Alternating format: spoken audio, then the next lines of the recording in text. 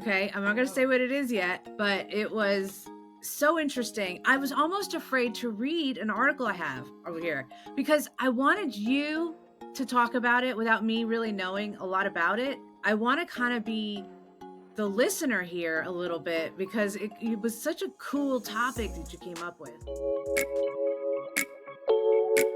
Welcome to the podcast where we talk about cannabis. Community violation. Code Green Plant. I am not a doctor. I am not a therapist. I am not even an expert.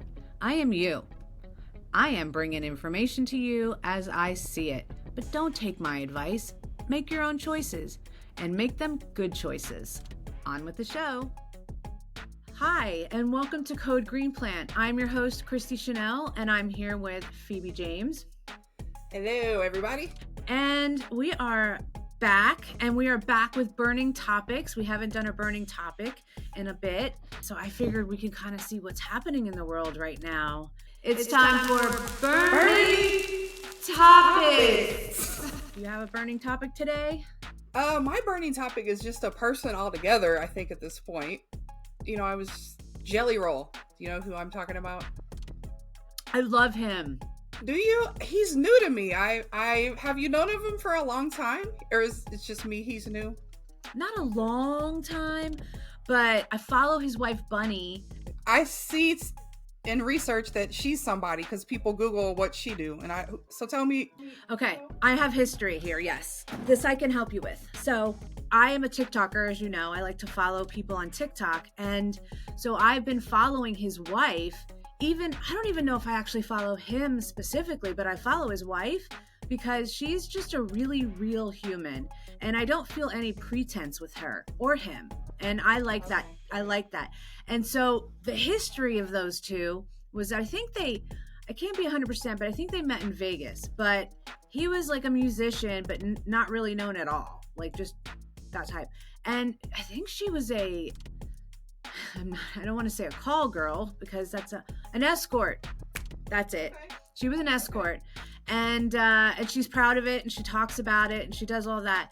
And you know, his ex-wife, I don't know if they were married. I think it was his ex-wife, but baby mama before Bunny, she was on drugs, and so Bunny came in, and they just kind of made a family, and she was supportive of him, and she's like, you know, you and me, babe, I got you. And they started to become each individually rise and together rise. So they were both just, you know, they call what did they say? Trailer trash is how they refer to themselves. And it's just like, yeah, they don't give a shit. I'm looking them up right now I'm following them on Instagram and then I follow Jelly Roll, and now his wife Bunny popped up next. Follow. I want to learn about them. The stuff I'm seeing and your stories you're telling, that's pretty cool. I have no idea. And her podcast is called Dumb Blonde. And it's really good. She just had on, you know, Travis Barker? Yes. With Kourtney Kardashian. Blink 182. Uh-huh. Yeah. I mean, he actually had a career. Right. Like drummer, big time drummer. But yeah, so he was married to Shayna Moakler. Mm-hmm. And she went on Bunny's show. I think it was a week or two ago. Oh, yeah. Way before the Kardashians. I liked her. And yeah, okay. Yeah, so it's a good one. So I would listen to it because I know you do that when you do stuff around the house. Uh-huh. I do. I love that. And I've been running low on stuff to listen to, I feel like, lately. So thank you. That's a new one I'm going to listen to. Because, yeah, what I've seen of him, pretty amazing person, it seems like. Now you telling me is confirmation, and it sounds like she's pretty cool too. But yeah, I wanted to talk about him because of this most recent, he went in front of Congress to talk about, you know, he was in support of anti-fentanyl trafficking. And I'm into law and, you know, doing things legally, going in front of Congress. To me, that's just amazing that he's using his platform for something like that. And he was so passionate about it. And I like that he opened up about his past and said, you know, I was part of the problem and now I want to be part of the solution. Like, just, I loved it. It was awesome. I think we should play a clip. Yeah, that'd be awesome. I think the beginning of it, I mean, just the beginning of, I heard it, I saw it, I watched it a couple of times actually.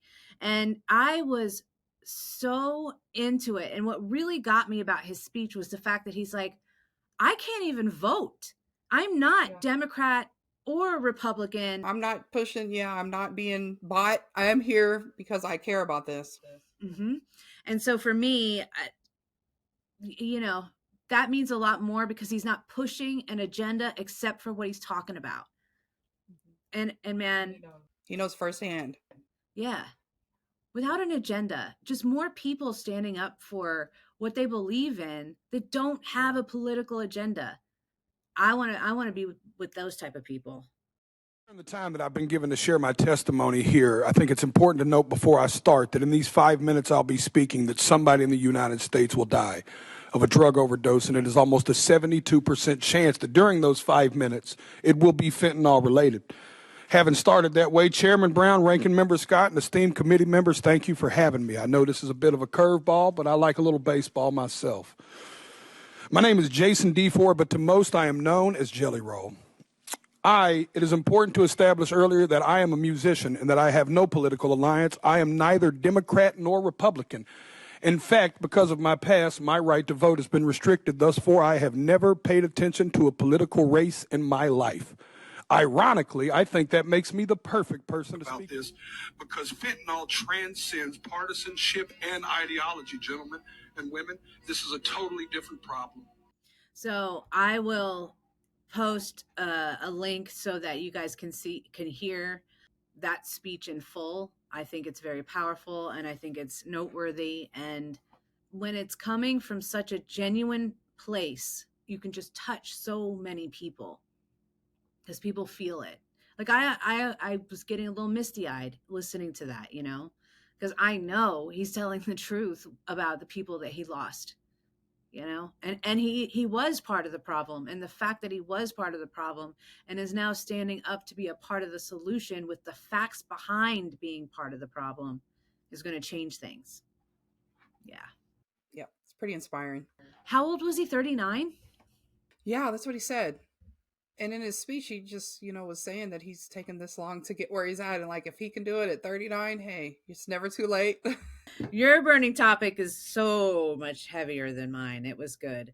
And I liked it even more because we have actually had a whole episode on that cause, fentanyl. Yeah. And so, we're on the right side of history with that. What's your burning topic? I mean, drum roll, please. I'm going to put a sound effect in. I love those sound effects things, man. And I'm getting pretty good at those sound effects. That's the one. Okay. So my burning topic, the NFL partnering on a new study using CBD to treat pain and protect from concussions. Wow. I know. It just came out this past Thursday, this report. So some of the things I figured, I read a little bit of the article, but it also has updates on other major sporting organizations, have updates on what they are moving towards as well. The National Football League is partnering with the Canadian researchers on a clinical trial to test the safety of CBD for pain management and neuroprotection from concussions. The phase 1 trial will involve 35 people who will receive either a placebo or CBD-rich cannabis extract to test whether it's safe, well-tolerated, and without adverse psychological dysfunction for daily use. And the NFL has committed hundreds of thousands of dollars to research investigating the therapeutic potential of non-intoxicating cannabinoid in recent years. NFL's drug testing policy changed in 2020 as part of a collective bargaining agreement. It stipulates that players will not face the possibility of being suspended from games over positive tests for any drug, not just marijuana. The Ultimate Fighting Championship, UFC, announced last month that it is formally removing marijuana from its newly modified banned substances list for athletes, also building on an earlier reform. Last month, the National Basketball Association, NBA, and its players' union signed a collective bargaining agreement that removes marijuana from the league's banned substances list and lays out rules allowing players to invest in and promote cannabis brands with certain exceptions. Nevada sports regulators voted last year to send a proposed regulatory amendment to the government that would protect athletes from being penalized over using or possessing marijuana in compliance with state law. The New York Media Softball League, which has teams representing the Wall Street Journal, High Times, and BuzzFeed among its ranks, announced last July that it was launching a sponsorship deal with a Kentucky-based CBD company. The idea behind the collaboration was inspired by moves from the Major League Baseball and certain teams like the Kansas City Royals and Chicago Cubs that have also recently partnered with CBD businesses. You can see since our episode on sports and cannabis that it's still moving in the right direction. All this was last month. That's awesome. I know. I love this. I hope this keeps growing. Like, just let it grow, let it keep spreading. Yeah. And honestly, when I look at our episodes, sports and cannabis is the one that has the highest views. Oh, it's changing daily, Phoebe. I mean, daily. I mean, especially, it's an election year. So I'm expecting some movement to happen pretty soon. We'll definitely give you updates along the way of what's happening out there, with all the laws and what, I wonder what types of things are going to be on the ballots this year as far as in local jurisdictions with legalization. I have a feeling you're going to be sharing stuff with me that I don't know. And I like that. I'm all about that. You share with me and make me smarter. Just like the theme that you texted me this week about today's episode. Share with us. Tell us what our theme is today. Well, come to find out, animals like to get high too. It's not just people. I pulled up an article, but I didn't read it because I want to be surprised with you. Like, I want a genuine reaction to what some of this stuff is. I just saw elephant. I know an elephant's on the list. I don't know how. I don't know why, but I saw elephant. A lot of these animals, come to find out, it's because they're eating fermented fruit. And so, like an apple tree, apples are probably a big one because in general, apples, are known for alcohol, but the fruit falls and it ferments and then the animal eats it. But it's not like, oh, I accidentally, like, they seek it out too on a level. Like, once they have it, they're looking for it. So with elephants, I believe, it was the fermented fruit that they're doing. And they're saying like, oh, well, at first, I guess scientists said there's no way elephants could actually get drunk. They're too big.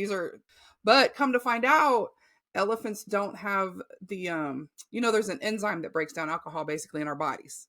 And we've talked about that before. Elephants, it's broken in them. So they actually get drunk pretty quick. They don't have a very high tolerance. Like in this research with what animals like to get high, there are things that are, the size of a guinea pig that have a higher alcohol tolerance than an elephant.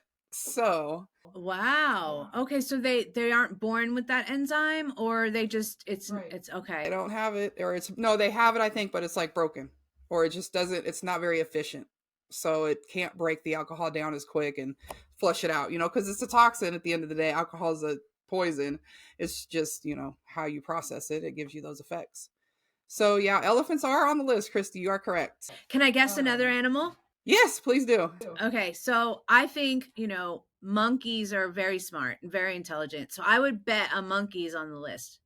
Monkeys are on the list. Vervet monkeys, in particular, are some that they're known criminals, I guess, in the island, in the Caribbean. They've recently either passed laws or they want to. I think they passed them already that you can basically kill them because they're, it's open. It's okay to hunt them because they're so aggressive with their alcohol addiction. What? And it comes from the same. They eat these fermented fruits and berries. But when they can't get them, because the fruits, they ferment fruits and berries. Some of them, it comes from like the first frost. And so that extra water, and then they die, and then they ferment.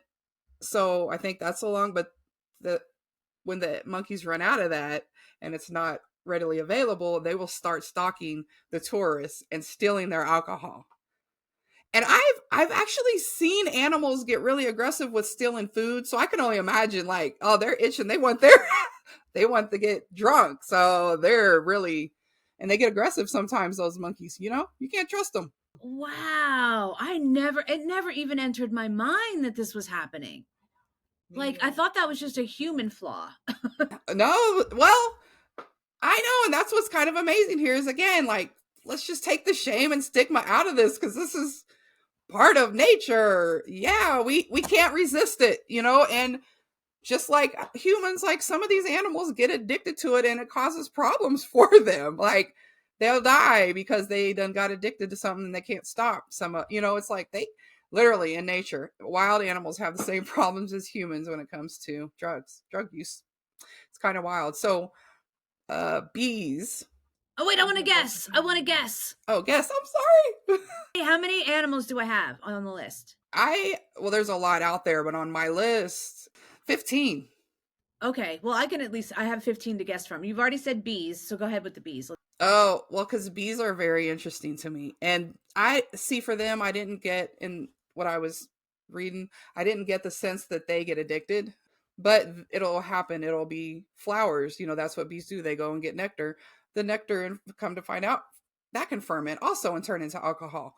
And I've actually seen this because it said, have you ever seen a bee that's kind of like crawling on the ground and you think that it's about to die? That could be that they're drunk.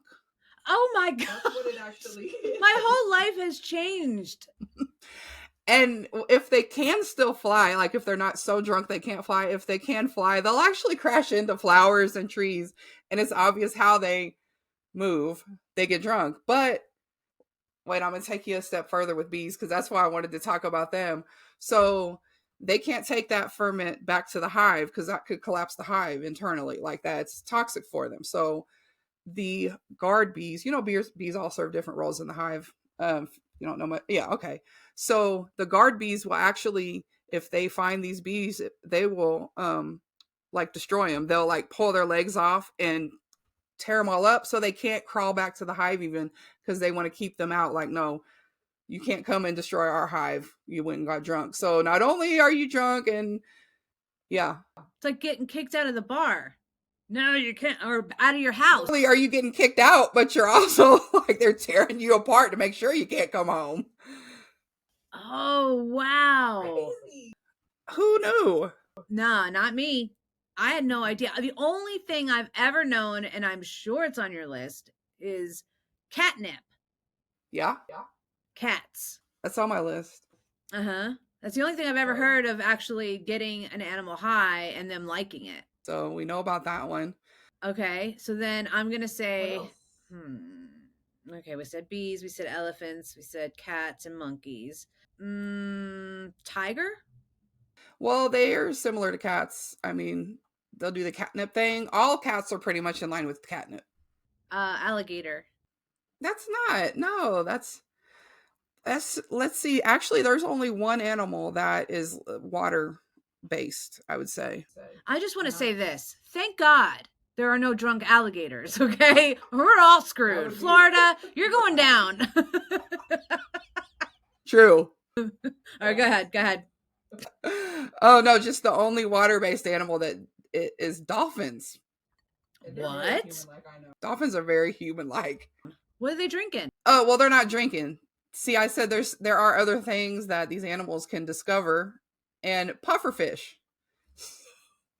Huh? So crazy. Pufferfish. It's like a fish in the ocean. And the dolphins, the poor pufferfish, because the dolphins will bite on them and it makes them like secrete their toxin, which the dolphins will ingest, and it makes them high. And they'll toss it around, like they'll toss the pufferfish around like a helium balloon. It's like a helium balloon. So it probably traumatizes that thing if it lives through it. I don't even know. But the dolphins will get high to the point that like it'll make them calm and relax, and they'll just kind of be floating, and they'll get mesmerized like by their own reflection in the water. Like they're high for real. And this is something they seek out, and like they know what they're doing when they're tossing that pufferfish around. Poor pufferfish. Oh my God. I'm going to get a picture of a pufferfish and put it in the episode so we can all save the pufferfish. So there's so many, and I know there's so many. Oh my God. Dolphins seem, I think Dolphins are the only ones that actually take advantage of another animal. And wait, no, they're not. Time out. They're not. Oh my God, who? Dogs. Dogs take advantage? I think wild dogs. I think they were to a specific, like in Australia, because they're specific to where the toad is. It's a cane toad, and they don't hurt the. I shouldn't even say that. Maybe they hurt but it just said that they'll lick them because they secrete hallucinogenics. A toad, and so the dogs will seek that out and they'll lick the toad to get. So this toad is only where? I believe it's Australia. I'm about to let me get for sure on that one. It's Australia. That means the dogs in Australia are getting high from toads. Yeah. All right. A little bit. My dog is getting high on cane toads. That is, someone actually posted that. What the hell? These animals are so smart and they just want to chill. They do. Birds? Any birds? Oh yeah, that's a big one. Oh. And I would say birds and bats are in the same window, and it's the fermented berries and fruits that they eat that get. Bats are known to be drunks. Like, they have tolerances, and like bats are one. And then birds also, like, and you got to think about, because they can't fly straight. And so just the other day I had a bird fly and hit my window, and now I'm like, that bird was probably drugged. And we did just have a first frost. That bird was probably drunk, and it hit our window, boom, and I heard it, and I'm like, what is going on? And I looked out, and I just saw, like, it took off, so it was fine, but I just saw feathers flutter into. I'm like, he flew into our window. He was probably drunk. I just saw on TikTok a bat trying to get into somebody's house, like banging on the back door. That bat was freaking drunk. Probably so. My whole view on everything has changed. First aliens, now drunk bats are at people's doors. Oh, wow. Wait, and while you talk about aliens, there's a connection. No. So I guess Tasmanian farmers were finding crop circles at a point, and they thought it was aliens. You know, of course, that's what we thought. All crop circles are aliens. No, come to find out, this was wallabies that were eating the poppies that grow in their fields. In a circle? That make painkillers while they're getting high, and they're just eating a circle to pass out. Oh my God. I need footage. There are videos of a lot of this stuff if you look it up. I'm gonna find it. I want to see this happening. Brown bears are another one if you look those up, and that's terrifying. Mm-hmm. Moose. And there are stories that it's pretty common in Sweden, it said. And you can find pictures of this. Moose that are like wasted and they crashed into a tree, just like a car. It's a moose laying in a tree. Wow. Yeah. Wow. I bet you they're cool, though. I just have a feeling they're just... Well, there's apparently stories of like drunk moose harassing school children walking home. So I don't know if it is cool, Christy. You don't want it. Moose are big. You don't want that. They're just so cute. I think of, what is that cartoon? Bullwinkle. Maybe I'm just associating it with that. But yeah, no, I really wouldn't be happy if a moose was tormenting my child. No.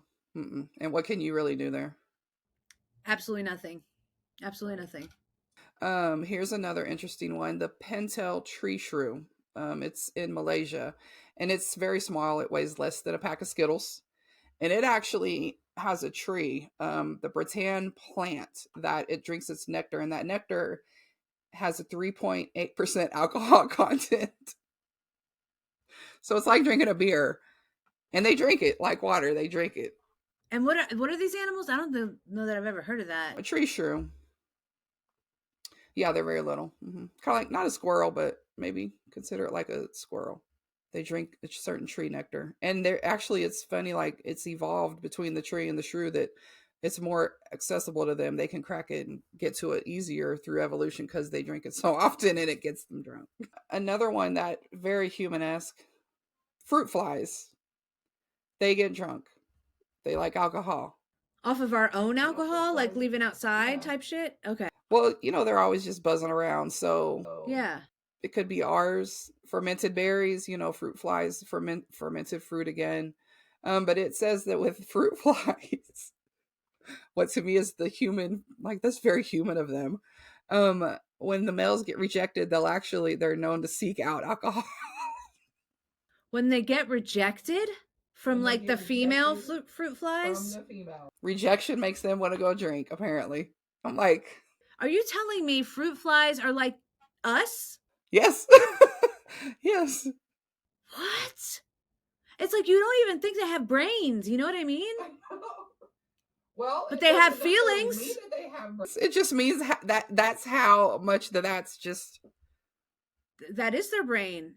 They get rejected, so they seek out alcohol. A fruit fly. A fruit. What the hell? One that we kind of swat and use get away and kill you kind of thing. They have feelings too of rejection. Oh my God. Wow. Okay. That's new. That's a new one.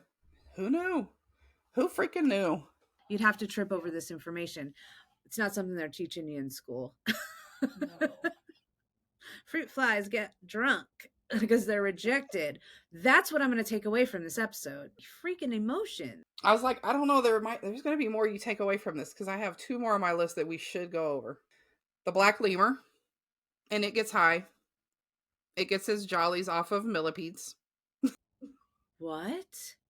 Lick it? They'll chew it. They'll kind of nibble at it because it makes them secrete more toxins. These are all these ways animals protect themselves by getting other animals high, apparently, too. And so it makes it secrete it. And what they do is they rub it all over their body because it keeps mosquitoes away. And so they want to do it for that reason. So they groom themselves with it, but they'll keep nibbling at it and keep doing it. And it gets them very, very high to the point where they'll just keep nibbling at it until they pass out. Once again. I don't even know what to say to that. They rub it all over their body, first of all. Poor millipedes. And I guess if they're rubbing a millipede all over their body and then chewing on it, they're dead. They're killing the millipedes for their own enjoyment. Grooming, protection. They're protecting themselves from mosquitoes. So there's some practical use in this too. Well, I have a question then. If they are protecting themselves from mosquitoes, could we, in essence, rub a millipede on our bodies and get protected from mosquitoes? You try that out, Christy, and get back to us. Let us know. Well, I mean, think about it. Have they invented it? Millipede juice? That's what's in off. No, I'm joking. I'm joking. No. I mean, we should. I was about to say it's probably better for you than DEET. Oh my God, I bet you there is. I bet you if we look up millipede bug repellent, I guarantee you. If not, we have an invention. There's money to be made. Yeah, and the last one it's reindeer. Who freaking knew? Santa likes a little bit of an eggnog. So there's ramifications. Like this is, okay, the reindeer, it is fact that they seek out Amanita muscaria mushrooms. You know what those are? I know what mushrooms are. I guess it's just a certain type of it, huh? Yes, ma'am. And they're red and white. They look kind of like the Mario mushroom, which makes me think, is that what Mario's based on? I wouldn't doubt it, man. I don't know. We need to do an episode and look into that. Maybe we need to research video games and a tie to it because, now once I was reading it, I'm like, that's true. Like, you take mushroom, it's hallucinogenic. That is kind of like what Mario World is like. It is, though. And even the way that you take it, it's glows and everything. All right, put that on the back burner. We probably need to hit that. There you go. But reindeer actually like these mushrooms. They eat them. They get the same type of feelings. They get high just like, or have hallucinations just like we do. And it says actually for them, it gives them the feelings of taking flight. So what do we know about reindeer and flying? Santa's involved.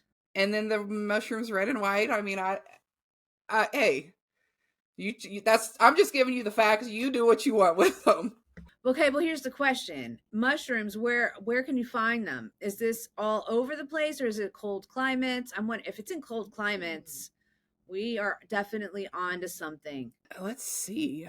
And then humans, we're just so gross that, we try to take that same mushroom, but some humans have also been known to drink the pee of the reindeer because Some humans? they got rid of the toxin through them taking it, and so we're getting the more pure form of it, I guess.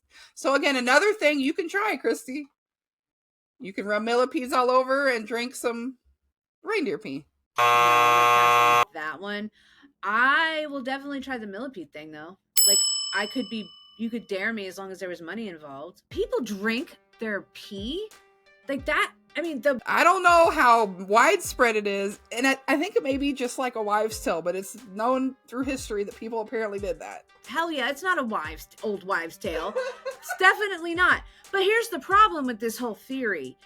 The toxins are gone because the deer ate them, so they drink it because it's a milder effect, but the pee still has toxins in it.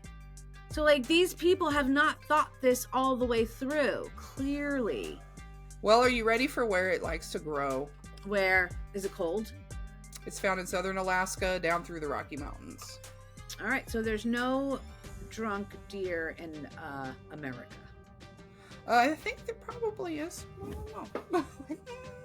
If it's anywhere, it's probably America. That was good stuff there, Phoebe. You are now the topic finder.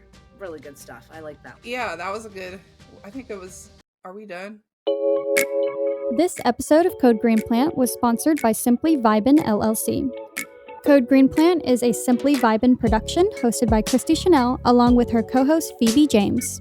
This podcast is not intended to be used for medical advice and is solely the opinion of the host. Please consult your physician. If you enjoyed this episode, please be sure to hit that like and subscribe button, and don't forget to follow us on social media. Want more? Visit www.simplyvibin.com. And a special thank you to the core group of people who helped with the creation of the Code Green Plant podcast. We appreciate you simply vibing with us. Code Green Plant.